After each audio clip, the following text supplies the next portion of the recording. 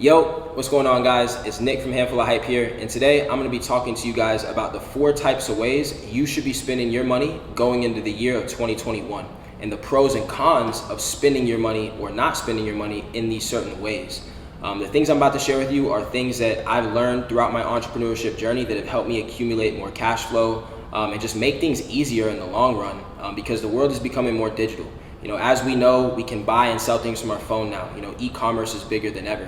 So today I'm going to share some things with you that I wish I knew 2 years ago, and hopefully it can put you guys in a better spot than I'm in right now. So let's go ahead and get straight into it. So the 4 types of spend we're going to cover today is going to be cash, debit, credit, and crypto. Now here at Handful of Hype, we buy anything that appreciates, and you should want to as well. Anything that appreciates has the potential to make you money as long as you buy it at the right time. So what we're going to buy today, as an example, we had to bring the heat out. We had to bring the new crossbody box logo 2020 from Supreme. We're gonna act like we're gonna buy this today with these 4 types of spend. Now, when it comes to cash, this is gonna be your first type of spend. So we've been spending money in America for almost 240 years. They say that sometime around 1775, the first dollar was actually printed, and we've basically just been spending ever since. One more fact about money that really caught my attention, and I believe it will catch yours, is that since 1775, all the money that's been printed up to this point, they say that 25% of that money was printed in the year of 2020. That means governments have been printing a ton of money this year. Maybe it's to pay out stimulus checks. Maybe it's things with central banks. That's above and beyond our control. But what that needs to tell us and remind us is that, remember, the dollar is not backed by anything. The gold standard in 1971, we're not going to turn this into a history lesson, but you can go look that up. So now let's cover the 3 questions we're going to have about each type of spend. The first one is, does it reward you for spending? So remember when I had the box logo sweatshirt? That's the item we're going to act like we're buying today. So if I went to the Supreme store and I bought the box logo for, what's the retail? $168. They're going to give me, what do you think back? Change and hopefully a receipt. So I leave the store, if it's a Supreme hoodie, I'm gonna keep the receipt. But if I was buying a candy bar or Arizona tea or food, half the time I'm throwing the receipt away. Half the time I'm losing the change I was given. And what we have to realize is we don't get rewarded for spending cash. We have it and then it's gone. So the answer to the first question is no, we are not rewarded for spending this type of spend. The second question we're gonna ask is, can it grow? By just holding cash, can it grow? If I had however much money this is right here and just looked at it, I don't think it's gonna double. I don't think it's gonna triple. So what we have to realize is this is not a physical asset that appreciates by itself. Now, holding money in the bank, I think banks are giving like 0.06% return annually. Some are doing 0.01. Guys, that's less than 1%. It might as well be 0. So can it grow? The second answer to question number 2 is no, it can't grow. The only way for us to make it grow is to put it into other things that have potential to show us returns. Now, the third question we're gonna ask is, how convenient is cash? Cash on hand, it's pretty convenient. I have it here, but what if I had to send you this cash right now? Would the most effective way be for me to send it through the mail? Put the $100 bills in an envelope and send it to you? Or are there more, relevant and easier ways now that technology is advanced where we have to ask ourselves? So convenience, money's good to have, but you have to go to the bank to get it. If you run out, you got to go to the bank to get it again, or go back to work and you have to cash your check and do all these things. There's not really a lot of digitalization when it comes down to cash. So my rating for cash overall on usage for this type of spend is going to be a 2 out of 10. Just because you have to have it on hand, it's not really doing anything for you, it's not getting returns. And I don't want you guys to think cash is bad or you're wrong for spending cash, but there are a lot better ways to spend and go about getting returns just for you spending money. So a more effective way to spend, in my opinion, over cash is going to be debit. This is going to be the second one we're going to talk about. Now, debit cards came about around 1970 is when the first one started being printed, and they did a few things for the consumer. So let's talk quickly about debit. The first thing they did was they made it more safe for the consumer and producer to do transactions. Now instead of everybody running around with all their money in their pocket to potentially lose, to potentially get stolen, now everything's on a card. If someone takes my card, I can call my card, I can get it canceled, and I'll just get a new one. So there's more security when it comes to debit cards. The second thing it did was it started allowing people to record history with banks. Since the day you open up your account and you begin to make transaction after transaction after transaction, well, now when you start to go apply for credit, which will be a little later on in the future, the bank's gonna look back and see the cash flow went through your account and see, about what you're making. And any history of a bank is good history. And the third thing it did was it really made receipts irrelevant. Now instead of having to keep a shoebox full of receipts to prove what I bought, when it comes down to tax season, now what you can do is you can actually give your CPA your login to your, your debit card account and your other debit card account. And hopefully, a little tip for you guys is get strategic about how you spend on these cards. This is kind of hard to do, but it will help you and save you a lot of time in the long run. Let's say that with this card, I just spent this on restaurants and food. Let's say with this card, I just spent this on Supreme and items for my store. Now I can tell my CPA what card I use what for, and she can go back and record all that and keep it easier on the both of us, saving us both time. So now that we know a little bit about debit, a little bit about cash, let's ask the 3 questions we're asking on each of these spends. The first one is, does it reward you for spending? Now, the first thing you're probably thinking is, well, I've had a debit card. I don't get rewarded when I swipe. And you're right, a lot of debit cards don't give you rewards for spending. It's very similar to cash, it's just more digitalized, more safe, and more secure.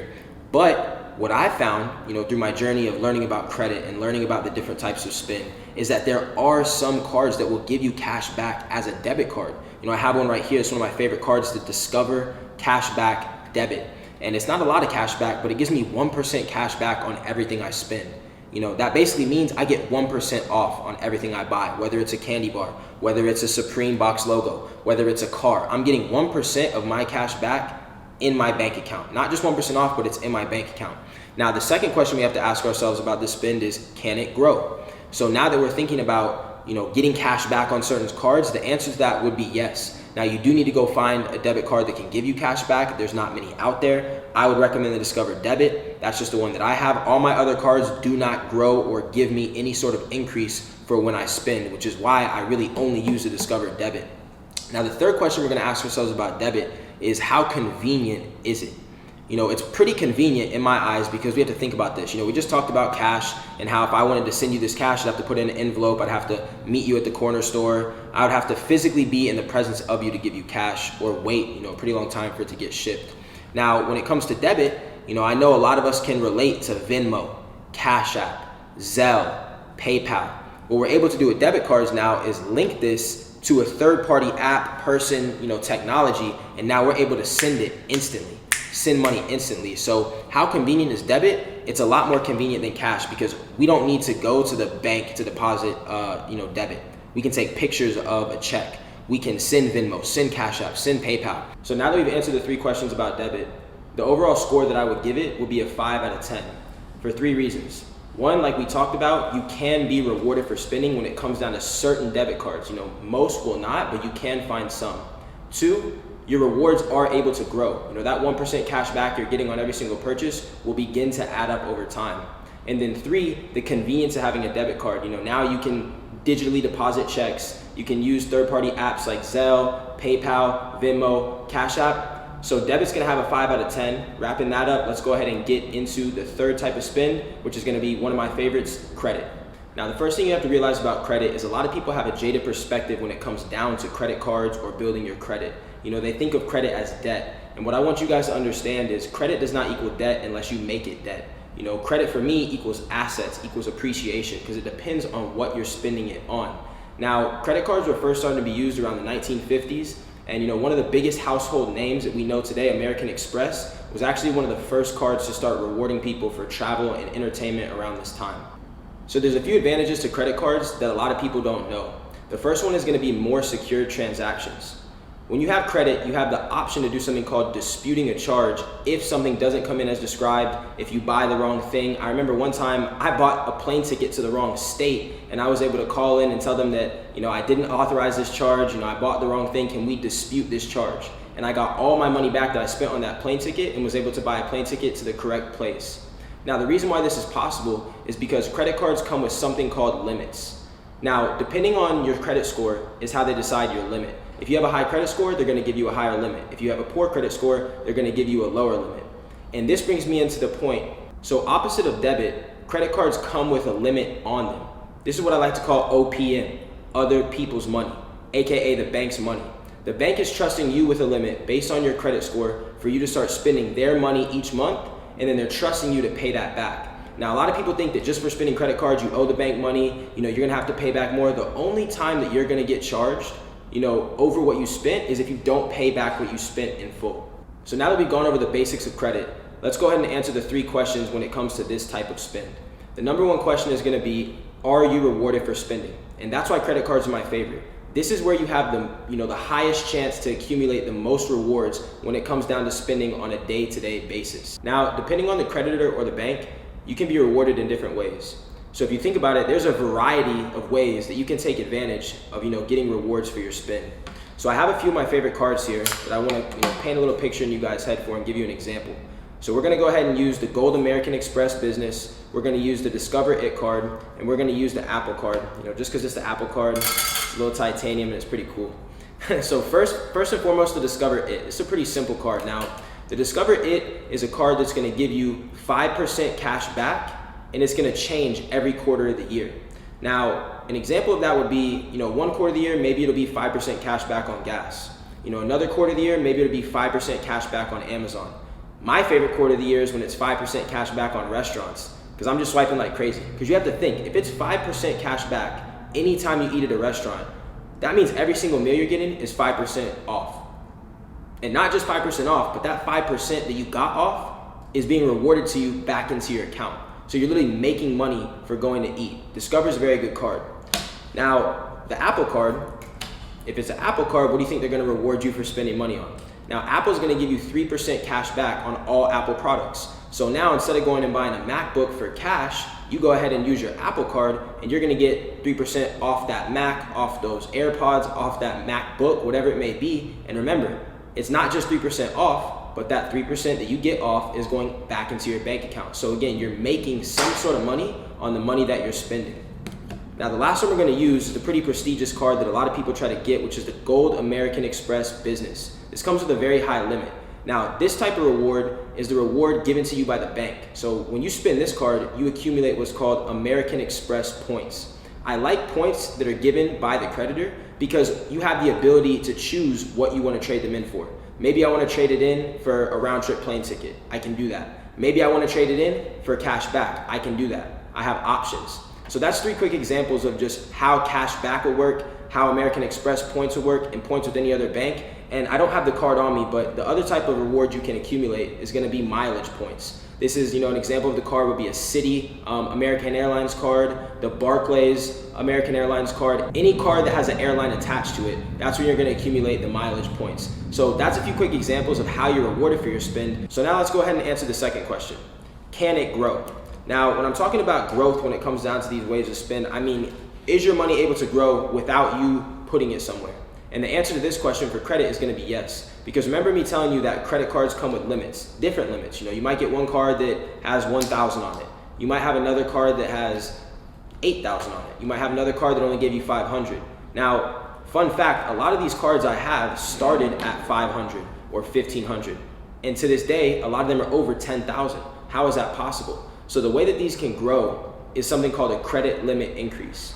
When you use your money wisely, when you pay back, on time, in full, the creditors will sometimes give you a credit limit increase. So you are able to grow the limits that you have on all of your cards, and you can see how quickly that could probably begin to snowball. Now, the last question we have to answer for credit is, how convenient is it? How convenient is credit? Think about it. You're able to spend OPM, money that's not even yours, as long as you pay it back in full at the end of the month, remember that. You can also get cash advances, which means you can go ahead and take cash off the card and use it as cash. So it's allowing you to go back to spend way number 1. Credit is very, very convenient. You can also attach these cards to your phone now, and you can just pay with your phone. Apple Pay, Discover, I've done it. You can list any card you want on your phone, and now you don't even have to have the cards on you. So for this type of spend, I'm gonna give credit an 8 out of 10. I don't think any of these can have a 10 out of 10. I don't think any of these are perfect yet, but each year they're giving you more options to get rewards. They're making it more easy to spend, and credit is probably gonna be one of my favorite ways to actually spend my own money. So let's go ahead and get into the last type of spend, which is gonna be cryptocurrency. This one's gonna get a little crazy. So some basic information that will give you guys a better understanding when it comes to cryptocurrency is, number 1, you gotta know when it was established. Cryptocurrency was first starting to be used in 2008. That's when the first blockchain technology was beginning to be used. And you guys gotta realize that Cryptocurrency is the first currency to ever be completely digital. No paper, no plastic, no metal, no coins, straight digital, straight numbers on a screen. And this is why a lot of people are skeptical, up to cryptocurrency to this day. But what we have to start realizing is, where is the future headed? We went from gold to paper to plastic. Eventually we have to evolve again. Now, I don't think cryptocurrency is just gonna digitalize the whole world in the snap of a finger. But what I do believe is in the next few years, the whole world will begin to utilize cryptocurrency a bit more. Just because, one, it's decentralized, it's a very good way to pay peer-to-peer, and a couple other advantages we'll go over in just a second. The last major thing you need to know about cryptocurrency in my eyes before we go over the 3 questions is that it has the ability to fluctuate while it's actually in your digital wallet, right? If I have paper in my wallet, I'm never gonna look in my wallet and see $200 bills and then the next day maybe see a third one. It's physical. Unless someone did a magic trick and somehow placed one in my wallet, that's not gonna happen. Now, when it comes to cryptocurrency, if I send you crypto or you send me crypto, any crypto, it's always gonna be on a revolving basis. It has the potential to go up, but at the same time, it has the potential to go down. Now, in my eyes, I like to have my money in a spot where it can fluctuate, whether it can go up or down. If you think about real estate, the value of a house could go up or down. We think about Supreme, that box logo we talked about. The value of that can go up and down. But it's better to have your money somewhere where it can fluctuate rather than where it's frozen. It's pretty much a level up from Venmo, Cash App, PayPal, Zelle, because if I send you Cash App or PayPal, that money is stagnant. But if you send me crypto or I send you cryptocurrency, any crypto, now that money is basically an ongoing investment that can grow over time or depreciate over time. But like I said, where I see the world going, in a long-term vision, I see that money appreciating. So it's gonna allow the normal average person to basically become an investor, which is absolutely insane. The first question is, does cryptocurrency reward you for spending? Now this one's a little opposite, because if you think about it, when I'm spending cryptocurrency, if I'm paying other people or sending money to their wallet, that money that I put in their wallet has potential to reward them. So really, when it comes down to cryptocurrency, you're more rewarded for receiving cryptocurrency because now you're accumulating more coin that has the potential, again, to go up or down. So there's not many cash back, cryptocurrency cards yet or things that reward you just for spending. But when you are receiving, you are at an advantage. The second question on cryptocurrency is, can cryptocurrency grow just by sitting in a wallet? Now, I think just what we've gone over in cryptocurrency briefly, we understand that the answer to that would be yes. All the money that I have in my cryptocurrency wallet is pretty much changing every single day. There's not one day I wake up and it's the exact same amount that was in my account the day before. So this is probably, out of all 4 types of spend, where you have the best odds of your money, making money on itself and growing over time. So the second question when it comes to cryptocurrency is, can cryptocurrency grow? And I think the brief things we talked about just describing cryptocurrency, you guys know as well as I know, the answer to that is definitely. The money that's sitting in your wallet, I don't remember the last day I checked the money in my digital wallet and it was the exact same as it was yesterday. Every single day, the value of the coin is either gonna be going up depending on how it's being utilized, or it's gonna be going down depending on how it's gonna be utilized. So out of all these types of spend, cryptocurrency is gonna be the best way for your money to grow itself without putting it into an investment, without having to spend money to get cash back. You can literally just obtain some cryptocurrency, let it sit in your wallet, and a week later, maybe you're up X amount of percent, X amount of dollars. So thinking about this, like I said, this can turn the average person into an investor on a day-to-day basis. The third question on cryptocurrency is gonna be, how convenient is it? Remember what we talked about? Guys, there's no paper, there's no plastic, there's no coins. Now, just by having your phone on you or having Wi-Fi, you have access to your wallet, you have access to your funds. Another reason why cryptocurrency is so convenient is because it's very quick peer-to-peer transfer. If I send you cryptocurrency right now, odds are you'll probably get it within an hour. We don't have to wait for something to come in the mail. We don't have to go to the bank. Everything is digital.